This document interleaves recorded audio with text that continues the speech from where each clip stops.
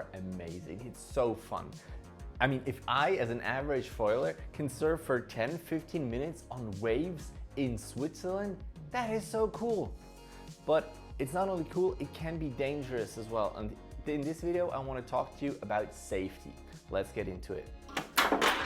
Welcome to Matt on Foil. Let's make this a two-parter. Part A is what can you do to save yourself, and what can you do in part 2 to be safe. Let's start with the board. Take a board you're familiar with. Take enough liters. Don't risk too much when going for a long downwinder. If you want to try that super small board, do it in a short run, not too far out. If you're doing a long downwinder, make sure to take a big enough board. And also, take a leash. Wear a leash, especially with the parawing, super important. Even if the lines might get tangled in the leash, it's still super important that you never lose your board. And whereas with the hand wing, you can kind of body drag. If you fall into the wing or the wing is submerged under the water, then your board is just gone. So always wear a leash and make sure that the leash is new enough so you don't lose your board. Then number 2, also take foils that you're familiar with. As well there, don't risk too much. If you want to test a new foil and you're not sure about it, make a short run. Go a little upwind, a little downwind. If it works, then go. And not just, I'm gonna go out and just commit. Also, you don't need to sand it to be 100% performant, because honestly, you're not racing, you're enjoying yourself. So don't sand your foils so they're super sharp. We have the board, we have the foil. Let's talk parawing itself. And with the parawing, it's super cool because it pulls you on foils super easily. And I have a bunch of them here in the back, and I always take at least 2 parawings out with me.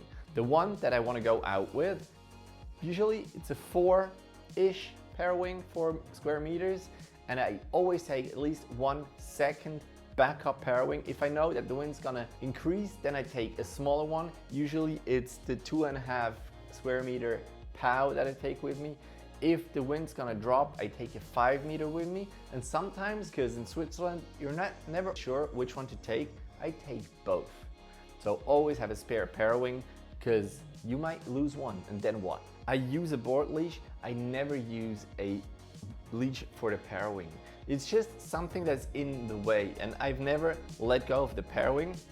Once one parawing fell out of my pouch, but it didn't drown. Now, if you're in breaking waves, then yes, it might submerge, but usually these things float for a couple of minutes, so just don't let it go, basically. But one thing I want to talk to you about is the parawing. The lines are still quite dangerous. A friend of mine had it in his hands when he was washed in the white water, and he had severe cuts in his hands. Now imagine you have the parawing, the lines around your neck, and suddenly a wave comes. You want to be equipped with a hook knife. And I have one here from Element. It's in my pouch. So if shit goes down, you want to be able to cut those lines of your parawing, even if it hurts. But sometimes that's just your last resort. So make sure to have a hook knife. Make sure to have a good one and have it accessible. It's not worth it having it in your backpack, because when you need it fast. Now, what's also super important is a helmet. And yes, it might not look super cool. The one that I have here is actually great. A, because I got it from Balz, Radiculo. He gave it to me. I'm super happy. I look stupid with it. It holds my selfie cam, but it's just about safety. If you fall on your head and you lose consciousness, you're basically done. So if you have a helmet, you can prevent some of those dangers. So always wear a helmet, or at least a bump cap. Like, there are cool ones out there that you could get. Also super important is a life jacket or a PFD. I use an old one, but it's fine. Not just because I can float with it, also I can bring some stuff here with the zipper. It's locked. I can attach my phone, my selfie cam to the life jacket. And why you need your phone, we're gonna talk about that later. Now, these downwinders, Yes, you can plan them pretty well, but sometimes the wind drops, sometimes something unexpected happens. And you always want to bring some food and some water. Some water, especially if you're in the ocean, if you're in salt water. Here in Switzerland we have fresh water, and if necessary you could basically drink from the lake. It's not the best, but that will let you stay hydrated at least. Something else I want to talk to you about is your planning.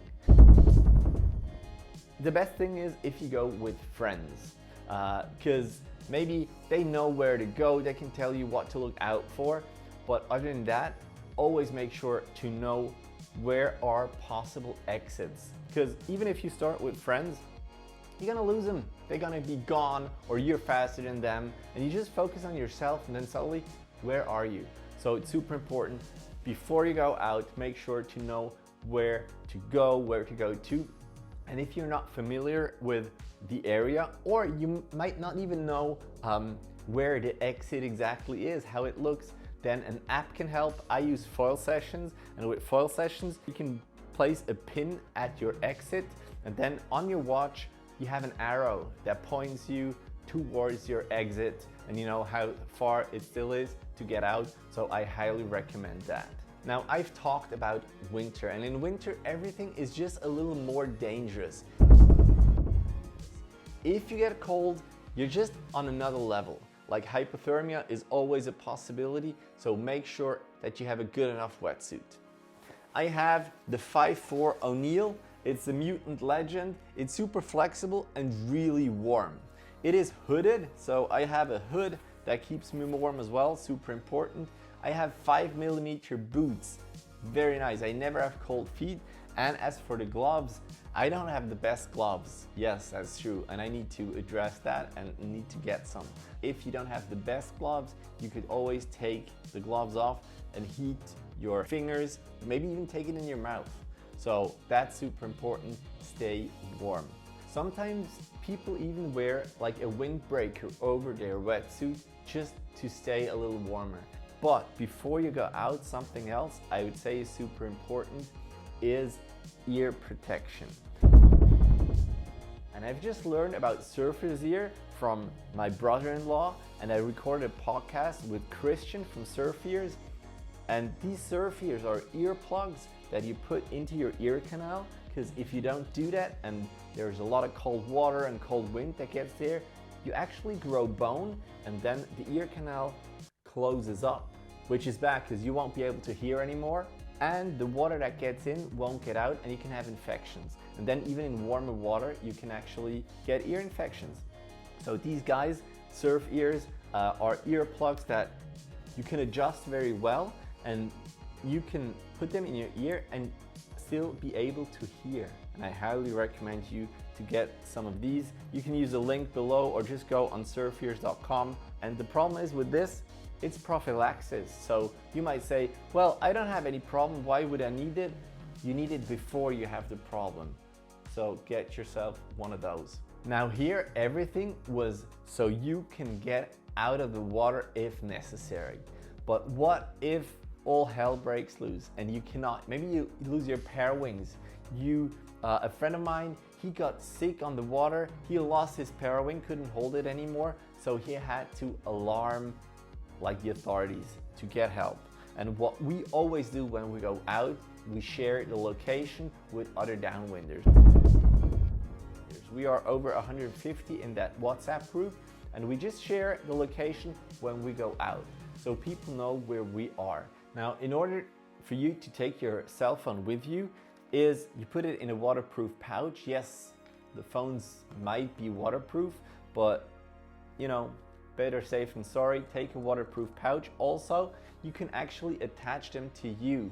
Another friend of mine just shared a reel where his phone actually got ripped off his wetsuit and drowned. So phone is gone, so you want your phone attached to yourself. I put it in my life jacket, so I always have access to my phone if necessary, and people know where I am. Now, that is just one thing. How to call someone. And sometimes, especially with these smartphones, it is hard to touch the screen and to call someone. So voice assistants are super important. Some of us actually use bone conducting earphones, so you don't need to type on your phone, but you can use your digital assistant to call someone. But that, you need to practice that as well. Let's say you are in a pickle. You have a problem, you cannot go anymore.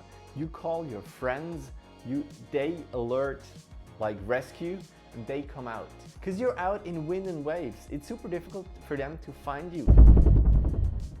A friend of mine had to wait over an hour until rescue got to him. It was around 0 degrees, so almost freezing, and waiting for that long, that's super hard. Now, what can you do to be a little better visible? You use signal callers. And I have this rash guard from Foil Brains, then they send it over. I think it's super cool as well, it looks fun, but it's super important so people can see you.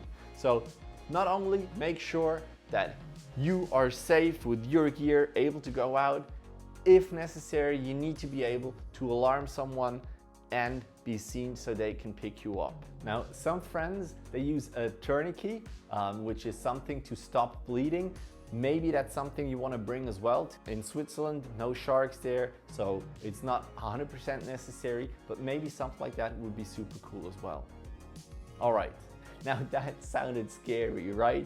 But still, downwind foiling, especially with the parawing, is so much fun. So please go out there, stay safe, and if I forgot something, please share it in the comments. I'm gonna pin the things that I think, well, I forgot about them.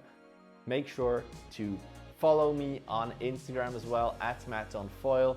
And if you enjoy my content and think, well, there's value in that, maybe buy me a cup of coffee. I really enjoy those too. All right, see you guys in the next one.